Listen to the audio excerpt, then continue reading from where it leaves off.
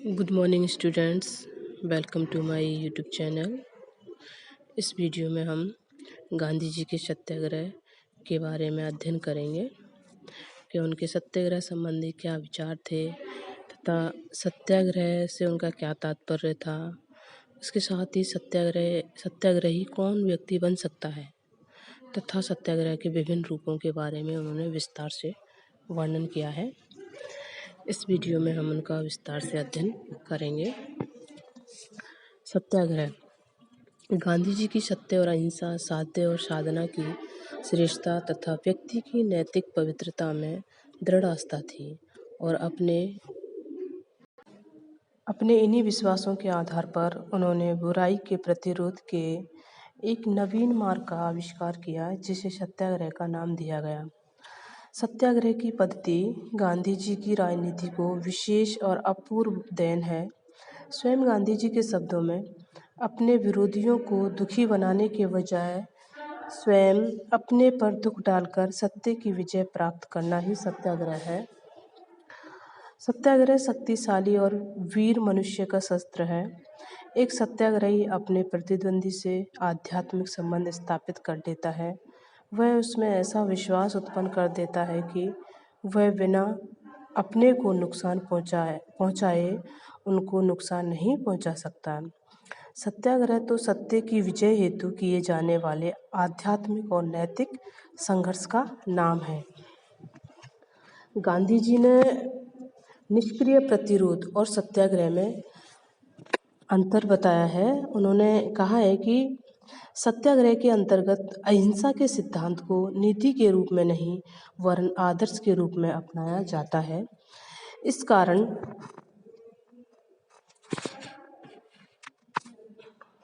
सत्याग्रही किसी भी स्थिति में अहिंसा का त्याग और हिंसा का प्रयोग नहीं कर सकता, किंतु निष्क्रिय प्रतिरोध में अपनी निर्बलता के कारण नीति के रूप में अहिंसा का पालन किया जाता है, मौलिक सिद्धांत के रूप में नहीं।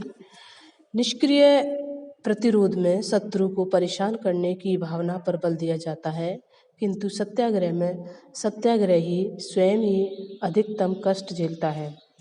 सत्याग्रह में शत्रु के प्रति दुर्भावना के लिए कोई स्थान नहीं होता है। निष्क्रिय प्रतिरोध निर्बल का शस्त्र है और सत्याग्रह वीरों का। सत्याग्रह करने के लिए निर्भयता, हिम्मत की जरूरत होती है। गांधी जी के शब्दों में, निर्बल कभी सत्याग्रही हो नहीं सकता, लेकिन निष्क्रिय प्रतिरोध का प्रयोग प्राय निर्बल व्यक्ति ही किया करते हैं। निष्क्रिय प्रतिरोध द्वेष, घृणा और अविश्वास पर आधारित है। इस कारण इनका प्रयोग स्वजनों और रिश्तेदारों के विरुद्ध नहीं किया जा सकता, लेकिन सत्याग्रह प्रेम मूलक है। वह विरोधी के प्रति प्रेम और उदारता की भावना पर आधारित है। इस कारण सत्याग्रह का प्रयोग निकटतम और प्रियतम व्यक्ति के प्रति भी किया जा सकता है। निष्क्रिय प्रतिरोध में रचनात्मक प्रवृत्ति या कार्यों के लिए कोई स्थान नहीं है और उसका कोई अपना विशिष्ट जीवन दर्शन भी नहीं है, किंतु सत्याग्रह का अपना जीवन दर्शन है और उसमें रचनात्मक कार्यक्रम को महत्वपूर्ण स्थान प्राप्त है।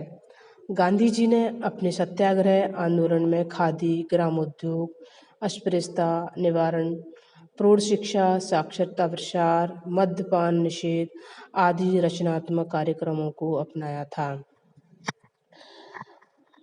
सत्याग्रही के गुणों के बारे में हम देखते हैं कि गांधी जी के अनुसार प्रत्येक व्यक्ति सत्याग्रह के सिद्धांत पर आचरण नहीं कर सकता। सत्याग्रही में कुछ विशेष गुण होने चाहिए। उनके अनुसार सत्याग्रही के लिए यह आवश्यक है कि वह सत्य पर चलने वाला हो, अनुशासन में रहने का अभ्यस्त हो तथा मनसा, वाचा और कर्मणा अहिंसा में विश्वास रखने वाला हो। सत्याग्रही कभी अपने उद्देश्य की प्राप्ति के लिए छल, कपट, झूठ, हिंसा इत्यादि का आश्रय नहीं लेता है। उनके अनुसार सत्याग्रही के लिए आवश्यक है कि वह सत्य पर चलने वाला हो, अनुशासन में रहने का अभ्यस्त हो तथा मनसा, वाचा और कर्मणा अहिंसा में विश्वास रखने वाला हो।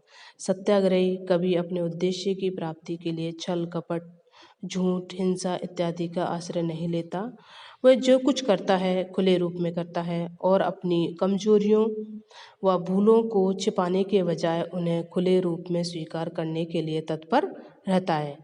गांधी जी ने हिंद स्वराज्य में सत्याग्रही के लिए 11 व्रतों का पालन आवश्यक बताया। ये व्रत निम्नलिखित हैं: अहिंसा, सत्य, अस्तेय, ब्रह्मचर्य, अपरिग्रह, शारीरिक श्रम, अश्वाद, निर्भयता, सभी धर्मों को समान दृष्टि से देखना, स्वदेशी तथा अस्पृश्यता निवारण। ये सभी 11 व्रत हैं जो कि एक सत्याग्रही के लिए अति आवश्यक हैं और इनका जो पालन करता है वही सच्चा सत्याग्रही कहलाता है। सत्याग्रह के विभिन्न रूप। गांधी जी के अनुसार सत्याग्रह का यह सत्र विभिन्न परिस्थितियों में अलग अलग रूप ग्रहण कर सकता है। सत्याग्रह के प्रमुख रूप हम निम्नानुसार देख सकते हैं, जैसे असहयोग आंदोलन।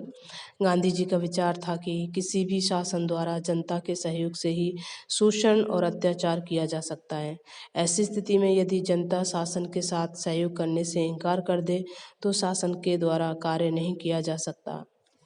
सन 1919 और 1920 में भारत में ब्रिटिश शासन का विरोध करने के लिए असहयोग आंदोलन के मार्ग को ही अपनाया गया था। सेकंड है सविनय अवज्ञा आंदोलन। सत्याग्रह का असहयोग से अधिक प्रभावपूर्ण रूप सविनय अवज्ञा है। गांधी जी से पूर्ण प्रभावदायक और सैनिक विद्रोह का रक्तहीन विकल्प कहते थे। सविनय अवज्ञा का तात्पर्य अहिंसक और विनयपूर्ण तरीके से कानून की अवज्ञा करना है। कानूनों की यह अवज्ञा हिंसक रूप ग्रहण न कर ले, इसलिए उनका विचार था कि सविनय अवज्ञा का प्रयोग जनसाधारण द्वारा नहीं वरन कुछ चुने हुए व्यक्ति विशेष द्वारा किया जाना चाहिए। और किन कानूनों का उल्लंघन किया जाए, यह बात सत्याग्रहियों द्वारा नहीं वरन नेता द्वारा ही निश्चित की जानी चाहिए। सन 1931 में नमक आंदोलन के रूप में महात्मा जी ने इसी शस्त्र का प्रयोग किया था। नेक्स्ट है इसमें हिजरत या प्रव्रजन। सत्याग्रह का एक अन्य रूप हिजरत है, जिसका अर्थ है स्थायी निवास स्थान का स्वैच्छिक परित्याग। ऐसे व्यक्ति जो अपने आप को पीड़ित अनुभव करते हों, आत्मसम्मान रखते हुए उस स्थान में नहीं रह सकते हो और अपनी रक्षा के लिए हिंसक शक्ति नहीं रखते हो, उनके द्वारा हिजरत का प्रयोग किया जा सकता है। सन 1918 में बारडोली और सन 1939 में विट्ठलगढ़ और लिम्बड़ी की जनता को गांधी जी के द्वारा हिजरत का सुझाव दिया गया था, अर्थात एक स्थायी स्थान को छोड़कर के कई अन्य दूसरे स्थान पर जाकर बसना। नेक्स्ट है अनशन। सत्याग्रह का अन्य रूप अनशन है, जिसका आजकल बड़ा गलत प्रयोग किया जाने लगा है। गांधी जी इसे अत्यधिक उग्र अस्त्र समझते थे और उनका विचार था कि इसे अपनाने में अत्यधिक सावधानी बरती जानी चाहिए। अनशन केवल कुछ विशेष अवसरों पर आत्मशुद्धि या अत्याचारियों के हृदय परिवर्तन के लिए ही किया जाना चाहिए। इसके अतिरिक्त इस अस्त्र का प्रयोग हर किसी व्यक्ति द्वारा नहीं वरन आध्यात्मिक बल संपन्न व्यक्तियों द्वारा ही किया जाना चाहिए, क्योंकि इसके सफल प्रयोग के लिए मानसिक शुद्धता, अनुशासन और नैतिक मूल्यों में आस्था की अत्यधिक आवश्यकता होती है। हड़ताल। इसका नेक्स्ट और लास्ट है हड़ताल। सत्याग्रह का एक अन्य रूप हड़ताल है, किंतु हड़ताल के संबंध में गांधी जी का विचार समाजवादियों और साम्यवादियों से भिन्न है। गांधी जी वर्ग संघर्ष की धारणा में विश्वास नहीं करते थे और उनके अनुसार हड़ताल आत्मशुद्धि के लिए किए जाने वाला एक स्वैच्छिक प्रयत्न है, जिसका लक्ष्य स्वयं कष्ट सहन करते हुए विरोधी का हृदय परिवर्तन करना है। गांधी जी के अनुसार हड़ताल करने वाले व्यक्तियों की मांगें नितांत स्पष्ट और उचित होनी चाहिए।